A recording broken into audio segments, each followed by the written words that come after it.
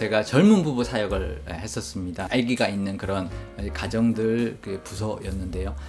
좀 특별한 수련을 한 적이 있습니다. 여름에 친환경 생태 공동체에 가서 같이 교제하고 또 수련회도 하고 친환경 농사 짓는 것 견학도 하고 그랬는데요. 거기는 연화 이제 밭농사를 이제 져서 볏짚을 가지고 양계를 하는데 볏짚을 이제 발효시켜 가지고 모이를 주고 볏짚을 그 양계 바닥에 깔아서 닭들이 이제 뭐 똥을 싸거나 그러면 그걸 이제 나중에 걷어서 다시 발효를 시키면 유기질 비료가 되고 닭의 모이가 되고 바닥재가 되고 순환하는 거죠. 이걸 이제 순환 농법이라고 합니다. 버릴 게 없는 거죠. 굉장히 좋은 모델을 이제 보여주고 계시는데 유기농 알도 나오게 되는 거고 또 유기농 농사도 짓는 거고 친환경적인 양계도 하기 때문에 모든 것이 다 하나님의 방법대로 그렇게 농사 짓고 닭도 키우는 모습을 우리가 견학을 했었는데 이처럼 하나님께서 이 땅에 이제 잘할 수 있는 그런 농사법이라든지 이런 것들을 다 주셨어요. 근데 우리 사람이 생산량이 좀 더 필요하다 보니까 비료를 쓰게 되고 또 농약을 쓰게 되고 그래서 생산량이 좀 늘기 시작했죠. 그거를 이제 녹색 혁명이라고 합니다. 1940년대부터 이제 시작된 거거든요. 농약이라든지 화학 비료는 생긴 지가 100년이 안 됩니다. 1940년 이후 1950년, 60년 그때부터 생겨나기 시작했는데 그러면서 이제 생산량은 늘어났지만 생산량이 늘어난 거에 비해서 점점 내성도 더 강해지고 그러니까 농약도 더 많이 뿌려야 되고요. 그래서 생산량에 비하여 뿌리는 농약의 양은 점점점 더 많아진 거죠.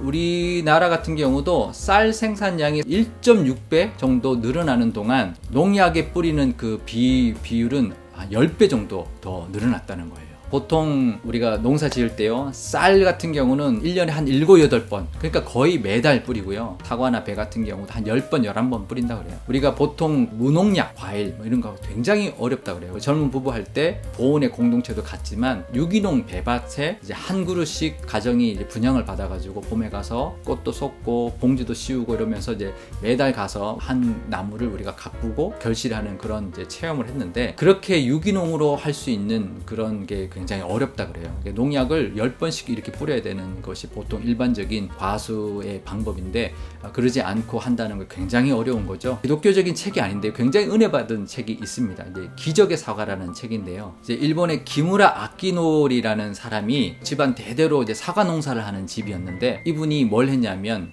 아무것도 넣지 않겠다. 유기질 비료조차도 넣지 않겠다. 결단을 하고 했는데 9년 동안 결실이 열리지 않았대요. 그러니까 사실 그러면 버티기가 어렵거든요. 9년 동안 열리지 않다가 열리기 시작했는데 모양은 이쁘지 않고 볼품없지만 그 맛은 온몸의 세포가 환호하는 듯한 느낌이었다. 세상에 살아있는 기쁨의 진수라고 할 만한 그런 맛이었다라고 표현할 정도로 그 사과 맛이 그동안에 우리가 먹었던 사과 맛이 아니었다라는 거예요. 그래서 그게 기적의 사과라는 책으로 출간하게 되었고 그 사과가 알려지면서 불티나게 팔리기 시작했고 사과로 만든 수프는 1년을 기다려야 되는 유명한 사과가 되었는데 과일이 예쁘고 큰 것이 최상급인 것처럼 나오잖아요. 근데 사실 그 과일들의 맛이 중요한데 그 맛을 우리가 잘 혜택을 누릴 수 있으면 좋을 것 같은데요.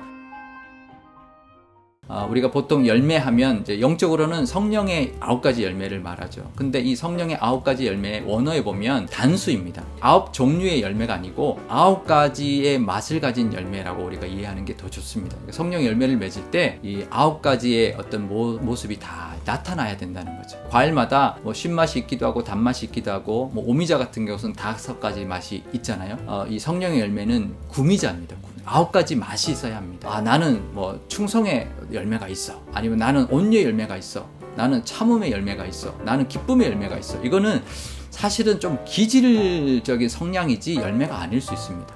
열매는 다 맛이 골고루 있어야 되는 거죠. 우리의 열매를 맺을 때도 하나님이 주신 그 성령의 열매의 맛이 골고루 다 있는 그래서 하나님께 칭찬받고 최상급의 열매라고 인정받는 그런 열매를 맺어가며 살아가는 그런 우리가 되면 좋을 것 같은데요. 이 땅에 우리가 주신 열매, 하나님 주신 결실들이 얼마나 아름답고 또 얼마나 맛있고 얼마나 좋은 것들을 주셨는데 그 혜택을 우리가 하나님 주신 방법대로 잘 만들어서 우리도 그 혜택을 누리고 우리의 성령의 열매도 겉만 번지르한 게 아니라 정말 맛으로 하나님 앞에 인정받는 성령의 열매를 맺어가시기를 바랍니다.